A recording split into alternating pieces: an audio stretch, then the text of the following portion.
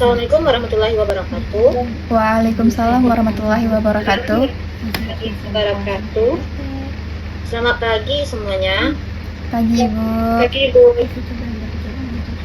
Gimana keadaan Ananda semua sekarang? Alhamdulillah baik Ibu. Baik Ibu. Apakah masih semangat? Masih Ibu. Oke. Sebelum kita memulai pelajaran pagi ini, sebaiknya kita berdoa menurut kepercayaan masing-masing. Berdoa dimulai.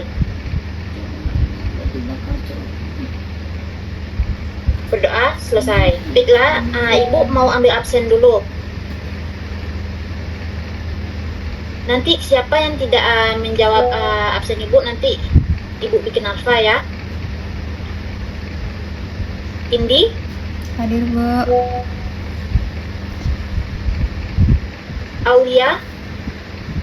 Hadir Bu. Mela? Hadir Bu. Cindy?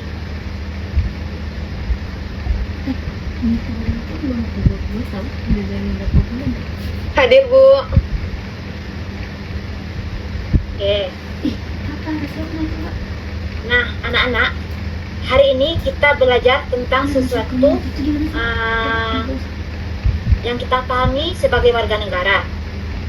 Apalagi kita tinggal di Padang ini, yaitu tentang pembangunan ekonomi dan pertumbuhan ekonomi. Tujuan kita mempelajari materi ini supaya kita mengerti bedanya antara pembangunan dan pertumbuhan ekonomi. Terus faktor-faktor apa saja yang bikin keduanya bisa maju dan atau malah terhambat, khususnya di Indonesia dan di daerah kita tercinta. Susunya yang kurang apa? Menurut pendapat kalian pernah lihat pembangunan apa saja di sekitar kita, khususnya di Kota Padang ini? Direbus biasa maksudnya. Pernah Bu. Contohnya itu kayak tol yang baru dibangun itu Bu. Pembangunannya. Ya seperti ada jalan yang diperbaiki, ada mal baru, sekolah kalian mungkin ada penambahan gedung mungkin, seperti itu. Oke, nah sekarang menurut pikiran kalian, apakah semua pembangunan itu cuma soal nambah-nambah bangunan atau fasilitas saja? Atau ada hal lain yang ikut berubah dalam kehidupan kita sebagai masyarakat? Misalnya nih, kalau ada pasar baru dibangun, apakah otomatis pedagang di sana jadi lebih kaya? Atau kalau sekolah kita jadi lebih bagus, apakah pintar semua muridnya? Habisnya tinggal tambahin. Tidak Bu, ya tidak mungkin kan? Iya. Jadi ingat baik-baik ya, kita memahami perbedaan dan faktor penting yang mempengaruhi pembangunan dan pertumbuhan ekonomi. Kenapa sih kita perlu belajar ini? Ada yang tahu?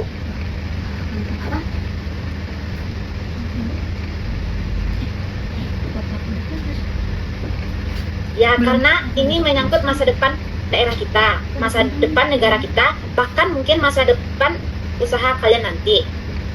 Dengan paham ini, kita jadi tahu, oh ternyata kalau mau maju itu nggak cuma soal uang saja, tapi ada hal lain yang lebih penting. Nah, sekarang kita membahas 3 hal utama. Yang pertama, apa sih sebenarnya pembangunan ekonomi dan pertumbuhan ekonomi? Yang kedua, apa bedanya yang paling mendasar antara keduanya? Dan yang terakhir itu, faktor-faktor apa saja yang bisa bikin keduanya maju atau malah jadi terhambat? Masuk yang pertama, konsep dasar pembangunan. Nah, sekarang kita masuk ke konsep yang pertama, namanya pembangunan ekonomi. Ini tuh bukan cuma sekedar bikin ekonomi kita naik saja. Pembangunan ekonomi itu kayak perubahan yang menyeluruh, nggak cuma soal duit, tapi juga soal perubahan cara hidup masyarakat, perubahan pola pikir dan perbaikan aturan-aturan di negara kita. Tujuannya mulia banget, biar ekonomi kita cepat majunya, yang kaya nggak terlalu jauh bedanya sama yang kurang mampu. Dan yang paling penting nggak ada lagi orang yang hidup susah banget.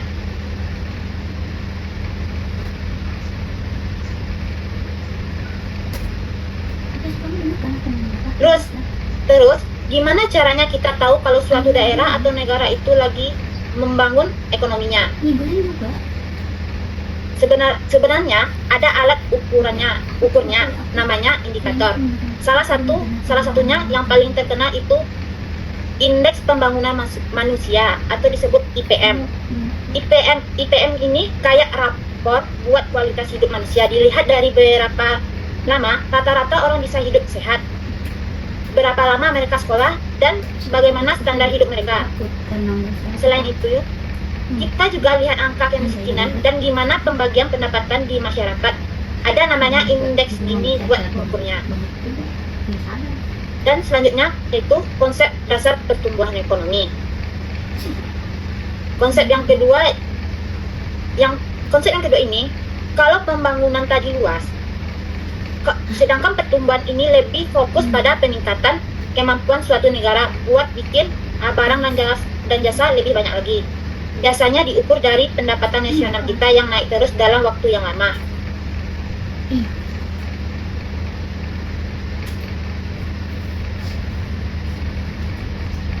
Di sini ada yang bisa menjelaskan ke Ibu apa itu ciri-ciri dari pembangunan dan pertumbuhan ekonomi? Izin menjawab, Bu. Oke, Aulia. Ciri-ciri pertumbuhan ekonomi yang saya ketahui itu yang pertama, pertumbuhan jumlah penduduk dan produk per kapita yang cepat. Yang kedua, peningkatan produktivitas masyarakat. Yang ketiga, perubahan struktural yang tinggi. Yang keempat, urbanisasi yang tinggi. Ciri-ciri pembangunan ekonomi yang pertama, pendapatan per kapita meningkat. Yang kedua, kualitas penduduk yang baik. Yang ketiga, kualitas hidup meningkat. Yang keempat, angka kematian bayi menurun. Terima kasih, Bu. Dan makasih Aulia. Adakah yang mau menambahkan lagi? Saya mau menambahkan nih, Bu. Ya, silakan Indi. Menurut buku yang saya baca, Bu, ciri-ciri pembangunan ekonomi itu satu, bersifat kualitatif dan kuantitatif. Yang kedua, mencakup perubahan struktur ekonomi. Yang ketiga, bertujuan meningkatkan kesejahteraan masyarakat. Yang keempat, memperhatikan pemerataan pendapatan. Dan yang kelima itu bersifat jangka panjang dan berkesinambungan. Sedangkan untuk ciri-ciri pertumbuhan ekonomi itu, Ibu, satu, bersifat kuantitatif. Lalu yang kedua, diukur dengan peningkatan PDB dan PNB. Dan ketiga, tidak memperhatikan perubahan struktur ekonomi. Dan yang keempat, tidak memperhatikan pemerataan kesejahteraan. Selanjutnya yang terakhir itu adalah fokus pada peningkatan pada output. Itu, Ibu. Sekian dari saya, Bu. Ya, terima kasih kepada Aulia dan Indi. Benar, ciri-ciri dari pertumbuhan ekonomi yaitu pertumbuhan ekonomi memiliki ciri-ciri yang berbeda dengan pembangunan. Yang pertama, yang bersifat kuantitatif, berfokus pada peningkatan angka-angka statistik seperti PDB atau pendapatan nasional bruto. Yang kedua, diukur dengan peningkatan PDB atau PNB real. Yang ketiga, tidak secara otomatis memperhatikan perubahan struktur ekonomi. Dan yang terakhir, tidak secara langsung memperhatikan pemerataan kesejahteraan. Sedangkan ciri-ciri pembangunan ekonomi yang pertama bersifat kualitatif dan kuantitatif. Artinya, tidak hanya terukur secara angka, tetapi juga mencakup peningkatan kualitas. Yang kedua, mencakup perubahan struktur ekonomi dari pertanian ke industri dan jasa. Yang ketiga, bertujuan meningkatkan kesejahteraan masyarakat secara keseluruhan. Yang keempat, memperhatikan pemerataan pendapatan. Dan yang terakhir, bersifat jangka panjang dan kesinambungan.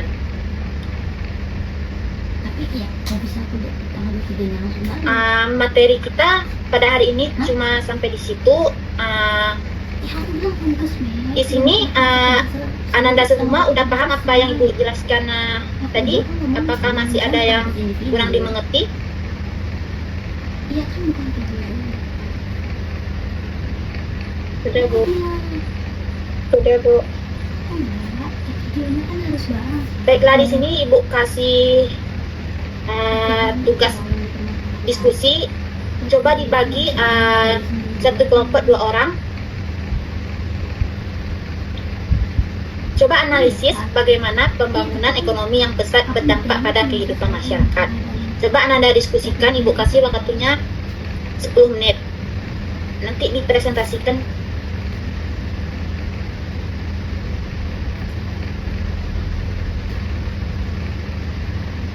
Silakan Anda diskusikan terlebih dahulu. Baik Ibu. Tanggal 27 Tak dulu kok. Udah selesai ya diskusinya, Nak. Kelompok siapa dulu yang mau tampil? Apa saya, Bu? Silakan Aulia. Assalamualaikum warahmatullahi wabarakatuh. Waalaikumsalam warahmatullahi wabarakatuh.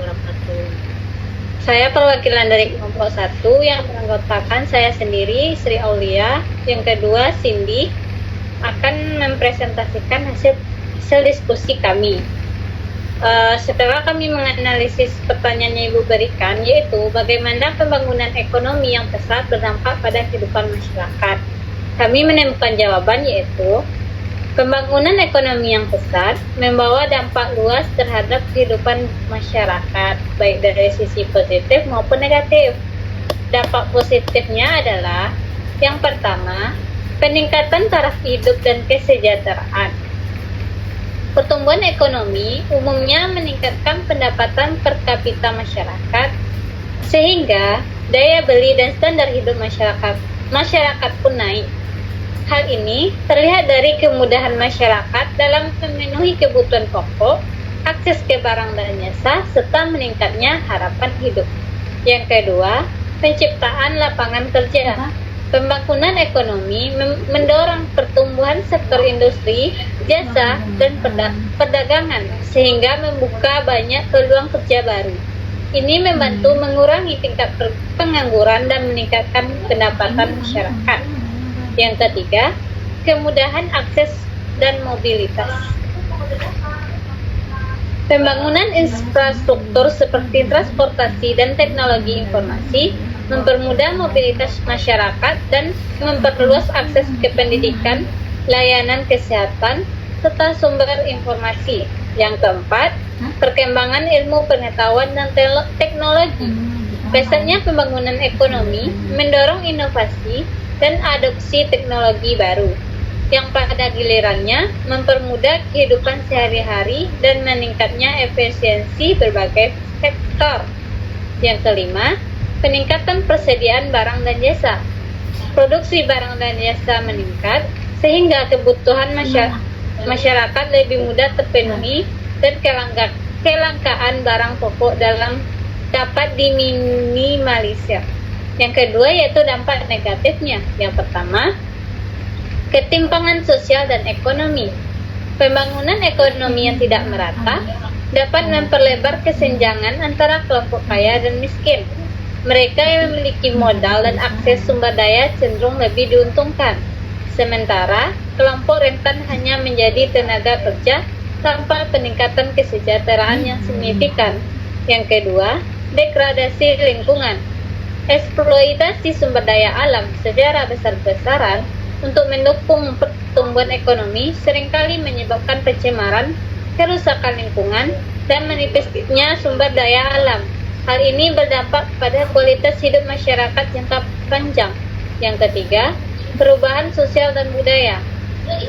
Modernisasi yang dibawa oleh pembangunan ekonomi dapat menggeser nilai-nilai tradisional, menyebabkan perubahan pola hidup dan terkadang memicu konflik sosial akibat perbedaan kepentingan atau ketimpangan distribusi manfaat pembangunan. Yang keempat, urbanisasi dan kepadatan penduduk. Pembangunan ekonomi sering terpusat di kota-kota besar, menarik migrasi besar-besaran dari desa ke kota. Akibatnya, muncul masalah kepadatan penduduk, kemacetan, dan tekanan terhadap fasilitas umum. Sekian di hasil diskusi saya. Jika ada kata-kata saya yang salah, mohon dimaafkan. Wassalamualaikum warahmatullahi wabarakatuh. Waalaikumsalam warahmatullahi warahmatullahi wabarakatuh. wabarakatuh. Oke, terima kasih kepada Ibu Sri Aulia telah menyampaikan hasil diskusinya. Berhubungan waktu kita nggak cukup, untuk kelompok yang lain pada pertemuan berikutnya lagi ya, nggak apa-apa ya anak-anak Ibu semuanya. Gak apa-apa, Bu.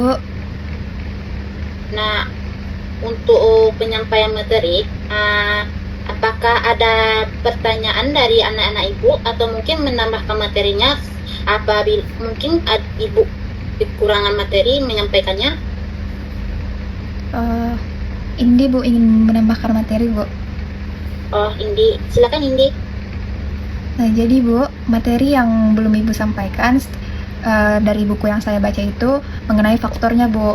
Jadi, saya membaca bahwa faktor-faktor yang mempengaruhi pembangunan ekonomi dan pertumbuhan ekonomi itu yang pertama kita faktor-faktor yang mempengaruhi pembangunan ekonomi, yaitu Bu, faktor ekonomi itu satu, sumber daya alam atau SDA-nya itu. Yang pertama yaitu ketersediaan lahan, mineral, dan bahan baku. Lalu kualitas dan pengelolaan SDA-nya. Yang kedua adalah sumber daya modal atau SDM-nya, Bu. Yang pertama itu ada investasi domestik dan asing. Lalu tabungan masyarakat. Yang terakhir itu adalah akses terhadap kredit dan pembiayaan. Lalu ada Bu yang namanya teknologi dan inovasi, yang dimana di sini ada yang namanya tingkat penguasaan teknologi, kepastian penelitian dan pengembangan, transfer teknologi. Yang selanjutnya itu Bu adalah faktor yang non ekonominya, Bu, yakni itu faktor sosial dan budayanya, yakni meliputi tingkat pendidikan masyarakatnya, kualitas kesehatannya, nilai dan norma sosial, dan sikap terhadap perubahan itu sendiri. Lalu faktor politik dan kelembagaannya, Bu. Yang pertama itu adalah stabilitas politik, kualitas birokrasi, dan juga tingkat korupsi. Sedangkan faktor demografinya itu, Ibu, ada 4. Yang pertama itu adalah pertumbuhan penduduk, struktur usia penduduk, urbanisasi, dan migrasi. Sedangkan untuk faktor-faktor yang mempengaruhi pertumbuhan ekonomi itu, Bu, adalah untuk faktor produksinya itu adalah modal, Bu, atau kapital, yang dimana meliputi investasi pada mesin dan peralatan, lalu infrastruktur fisik, investasi pembangunan. Lalu yang kedua itu, Bu, tenaga kerja atau labor, yang dimana meliputi jumlah angkatan kerja, kualitas tenaga kerja, produktivitas tenaga kerja juga, Bu, diperhitungkan di sini. Lalu sumber daya alamnya, Bu, yang dimana meliputi tanah dan lahan, sumber energi, dan bahan mentah. Lalu yang keempat itu, Bu, adalah kewirausahaan atau entrepreneurship, yang dimana meliputi kemampuan mengorganisasikan usahanya. Lalu pengambilan resiko dan inovasi, Bu. Sedangkan untuk faktor non-produksi itu ada, yang pertama, Bu, adalah kemajuan teknologi, yang dimana teknologi itu diproduksi, teknologi komunikasi dan informasi, dan teknologi transportasi. Lalu, Bu, di sini juga ada yang namanya kebijakan ekonomi pemerintah. Ada 3 kan, Bu. Yang pertama kebijakan fiskal, kebijakan moneter, dan kebijakan perdagangan. Lalu yang terakhir itu, Ibu, ada kondisi politik dan keamanan, yang dimana ini meliputi stabilitas dalam negeri, situasi keamanan, dan hubungan internasionalnya, Bu. Sekian, Bu, mungkin penambahan materi dari saya sendiri. Ya, makasih pada Indi. Jadi dapat kita simpulkan ya, bahwa pembangunan ekonomi itu adalah yang lebih luas dan holistik dibandingkan pertumbuhan ekonomi. Pertumbuhan ekonomi merupakan salah satu aspek penting dalam pembangunan, namun pembangunan yang sejati menekankan pada peningkatan kualitas hidup dan kesejahteraan seluruh masyarakat, bukan hanya sekedar peningkatan produksi. Jadi, pemahaman mengenai pembangunan pertumbuhan ekonomi ini adalah fondasi penting bagi kita untuk memahami dinamika perekonomian bangsa. Ibu harap pengetahuan ini dapat memotivasi kalian untuk turut berkontribusi dalam memajukan daerah dan negara kita yang di masa depan. Untuk tugas minggu depan udah Ibu kirim ya tugasnya di grup. Nanti kalian periksa aja. Pengumpulannya itu deadline-nya Ibu kasih sampai jam 6. Jangan sampai terlambat. Terima kasih udah mendengarkan Ibu dengan baik. Sampai jumpa minggu depan. Ibu tutupi. Assalamualaikum warahmatullahi wabarakatuh. Waalaikumsalam warahmatullahi wabarakatuh.